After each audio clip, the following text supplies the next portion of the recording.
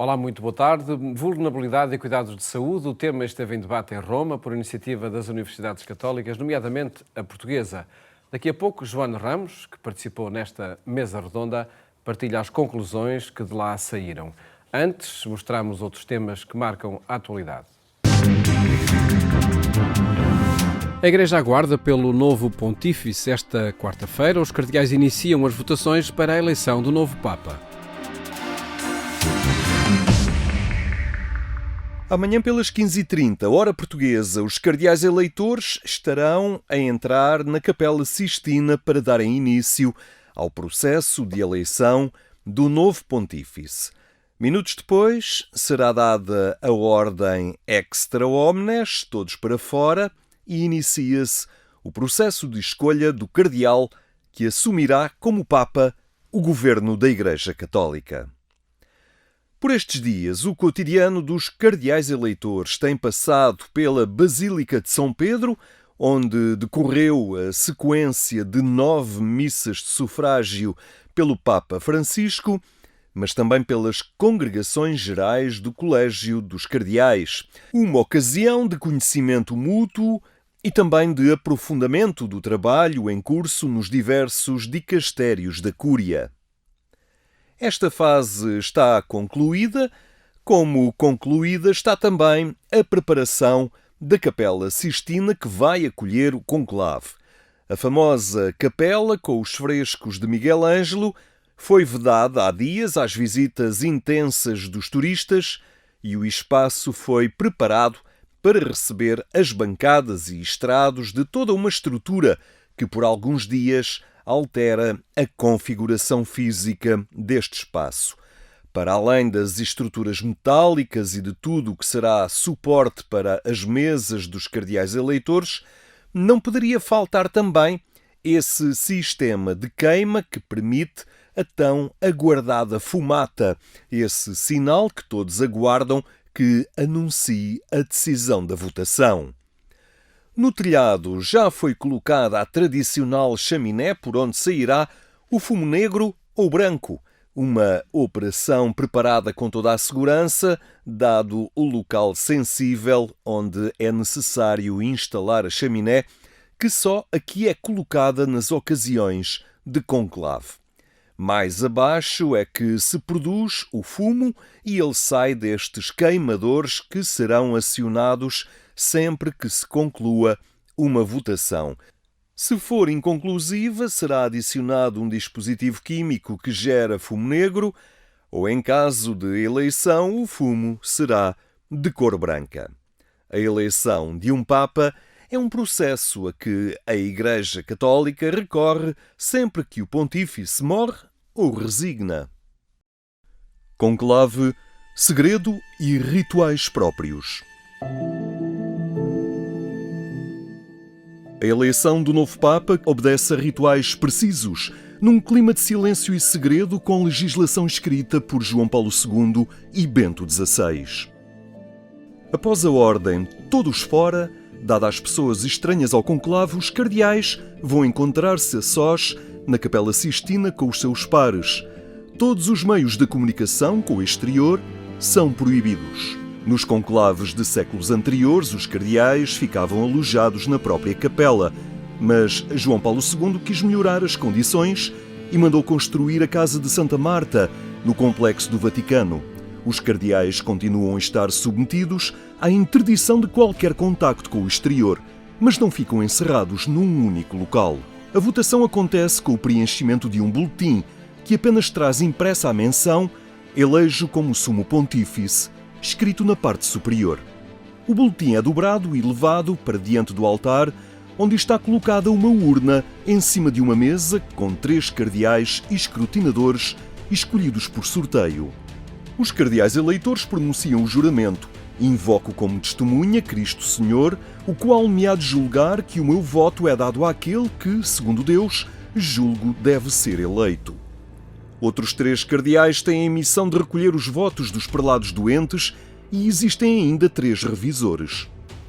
Se as votações não tiverem êxito, após um período máximo de 9 dias de escrutínios e pausas de oração e livre colóquio, descrito na Constituição Apostólica, os eleitores serão convidados pelo cardeal Camerlengo a darem a sua opinião sobre o modo de proceder. O documento de João Paulo II abria a hipótese de a eleição ser feita com a maioria absoluta dos sufrágios. Situação que foi revogada por Bento XVI em 2007, que confirmou a necessidade da maioria de 2/3 dos votos, 92 neste caso. Depois de cada sessão, os boletins e os escritos de qualquer espécie relacionados com o resultado de cada escrutínio são queimados. Compete ao novo eleito responder a 2 questões do cardeal decano. Aceitas a tua eleição canonicamente feita para sumo pontífice? Como queres ser chamado? O novo pontífice é acompanhado à chamada Sala das Lágrimas para envergar pela primeira vez os paramentos papais previamente disponíveis em 3 medidas. Após a escolha do nome, 1 a 1, os cardeais prestam homenagem e apresentam a sua obediência ao novo Papa. O anúncio é feito em seguida aos fiéis, desde o balcão central da Basílica de São Pedro, pelo cardeal protodiácono. Habemus Papam.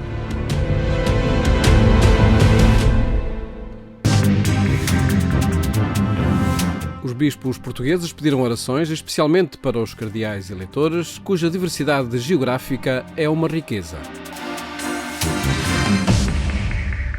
O presidente da Conferência Episcopal Portuguesa considera que não há apenas o perfil de uma pessoa para o próximo Papa, que vai ser eleito no conclave que começa esta quarta-feira, dia 7 de maio. Dom José Ornelas destaca que a diversidade de nacionalidades dos cardeais, provenientes de 70 nações, é algo muito rico.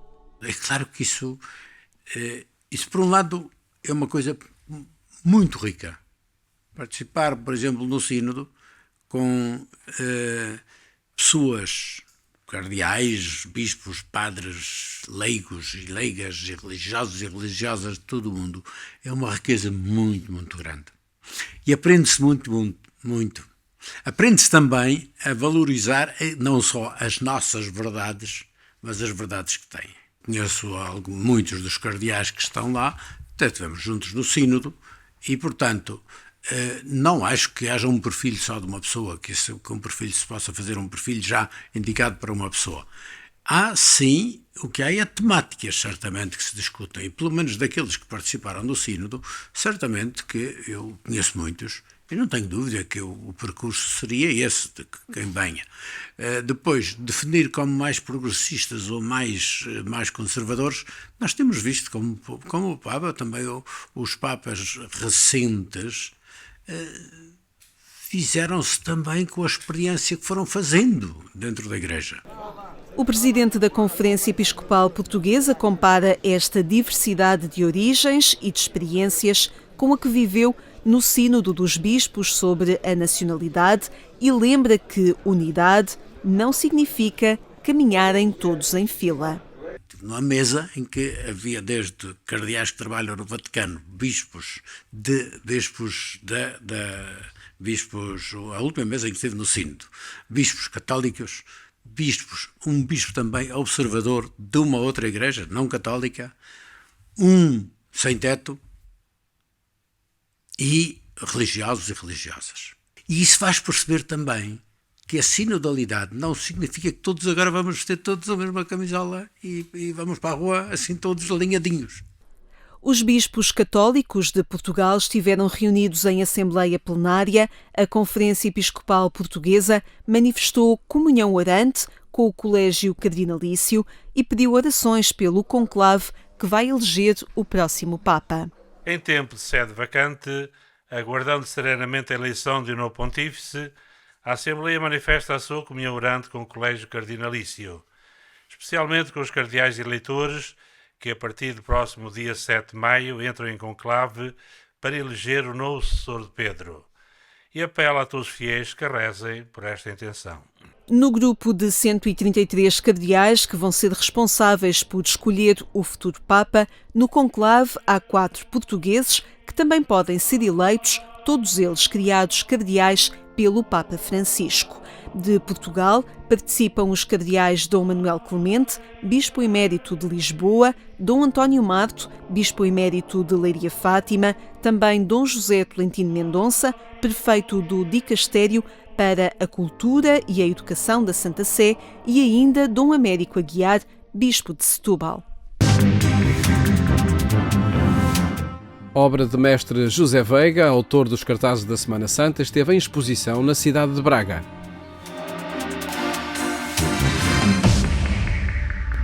Em 2025, o mestre José Veiga completaria 100 anos. Por isso, a justa homenagem àquele que durante anos deu rosto à Semana Santa de Braga, nos cartazes e decorações pela cidade. A obra gráfica de José Veiga, na Semana Santa de Braga, observação e reinterpretação é a proposta patente ao público no Palácio do Raio, que convida a conhecer melhor a obra deste artista bracarense. Ele foi o responsável, não é, por todo este trabalho das decorações que eram feitas na Semana Santa, no São João, e daí nós este ano, em que somos Capital Portuguesa da Cultura, decidimos homenagear um artista local, como carinhosamente lhe chamamos, o mestre José Veiga, não é? E que nesta exposição em particular temos aqui toda uma reinterpretação da obra do mestre José Veiga. O cartaz da Semana Santa de 2025 de José Veiga é da autoria de José Veiga, teve apenas uma atualização porque nós precisamente pegamos no cartaz de 1997 e quisemos que ele este ano fosse o cartaz da Semana Santa em 2025.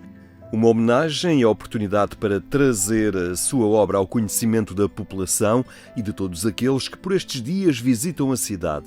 Mas esta exposição revela também como os jovens estão hoje a reinterpretar e a enriquecer ainda mais a obra de mestre José Veiga. Para além de a trazer ao conhecimento da população, é também permitir aqui, neste caso, aos jovens do Instituto Politécnico do Cávado e do AVE, da Escola de Design, que reinterpretaram a obra de José Veiga e que podemos ver aqui nesta exposição patente no Palácio do Raio, em que temos 100 alunos de design que olharam para a obra de José Veiga. Muitos deles não conheciam a obra e reinterpretaram, portanto, todo o trabalho, neste caso, alusivo à Semana Santa de Braga. Helena é a filha mais velha de mestre Veiga e encontrámo-la a visitar a exposição que homenageia o pai. Desde muito pequena que me lembro do pai a trabalhar, principalmente nos trabalhos da Semana Santa e São João, porque assim, a primeira paixão do meu pai era o São João, a segunda era a Semana Santa.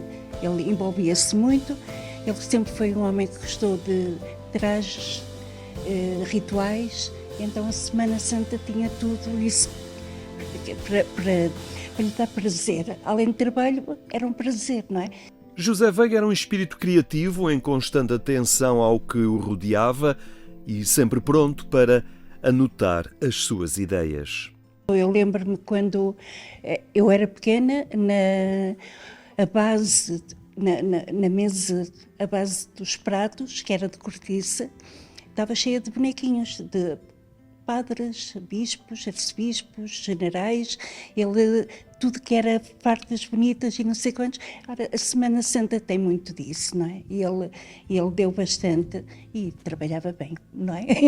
É meu pai, mas eu acho que ele deu muito, muito dele à cidade de Braga.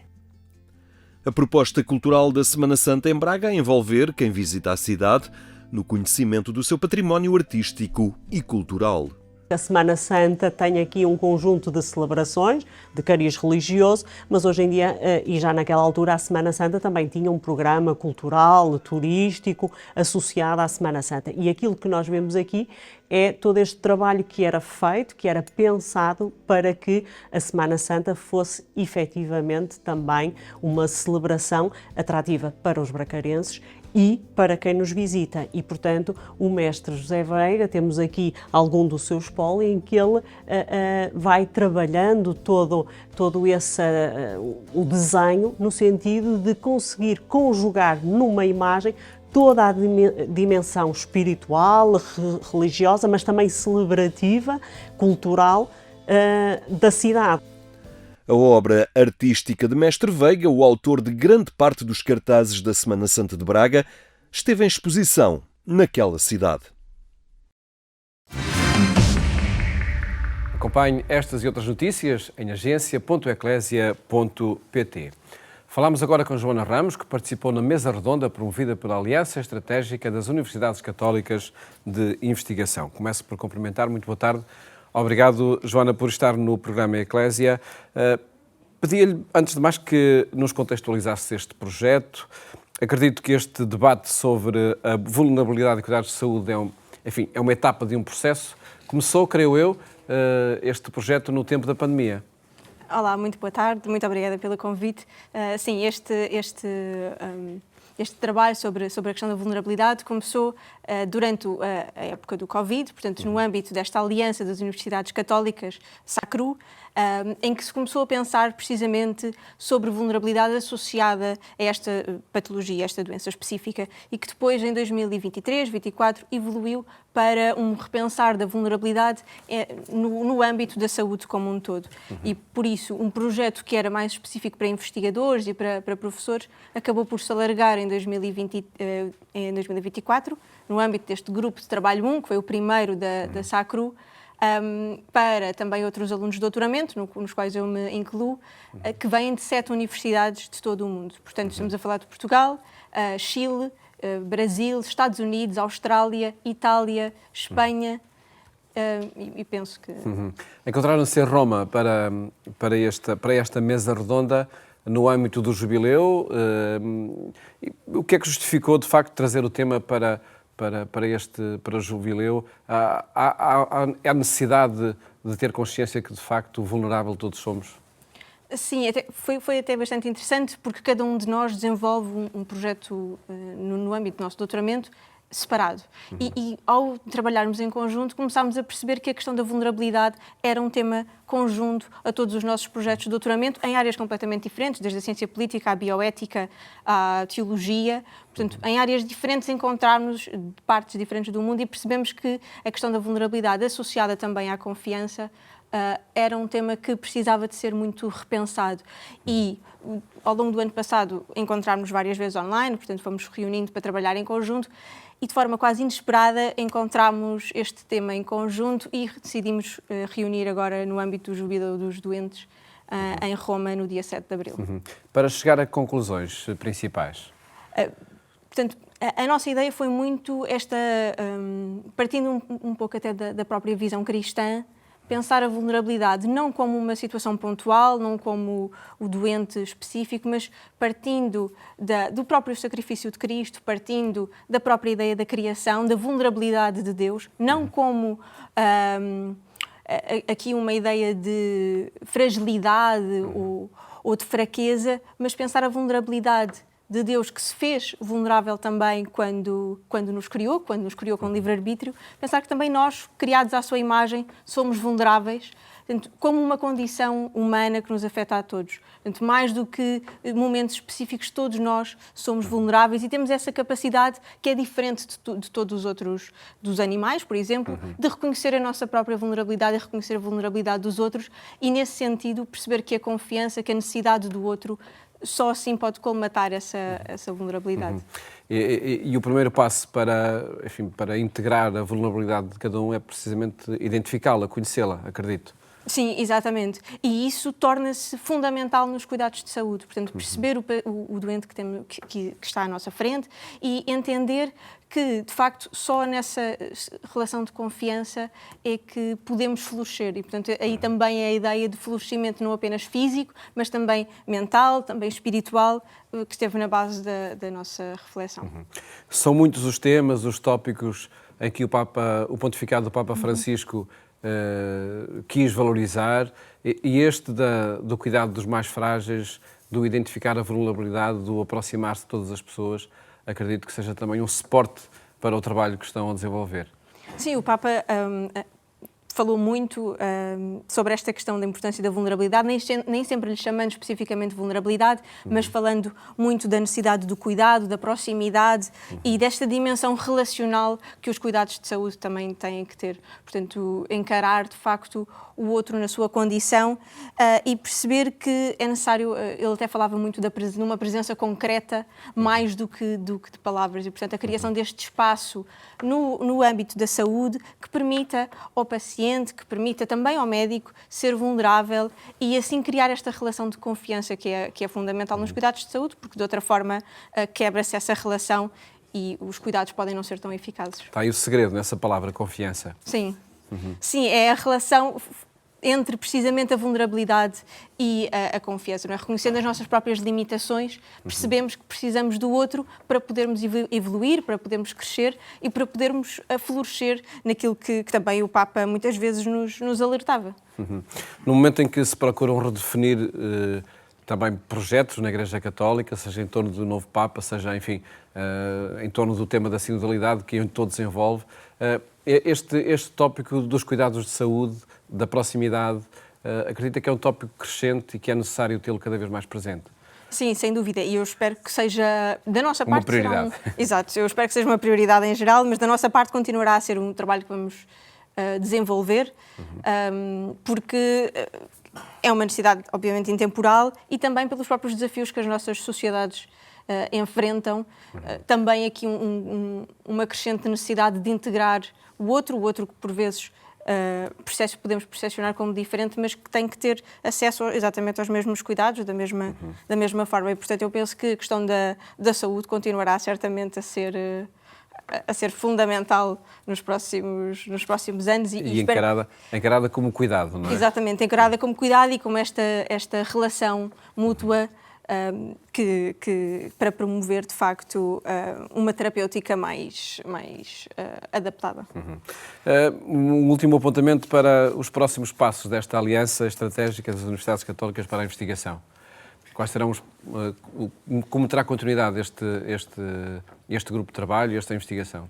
Nós agora, enquanto alunos de doutoramento e também, obviamente, com a orientação dos investigadores que nos acompanharam, vamos continuar a trabalhar. Temos reunido já depois do dia 7 de abril, vamos reunir agora também ao longo do mês de maio para podermos produzir um relatório final, precisamente que aborda estas conclusões a que chegámos. Portanto, vamos continuar certamente a trabalhar nesse sentido. Um processo sempre em curso, acredito, sim, entre estudantes e professores e a pessoa doente. Joana Ramos, agradeço ter estado aqui no programa Eclésia e felicidades para esse trabalho nos cuidados em saúde. Muito obrigado. A terminar, desejo-lhe uma ótima tarde e também a indicação de que no portal da Agência Eclésia encontra as informações sobre todo o processo do conclave que está em curso. Até amanhã, se os quiser.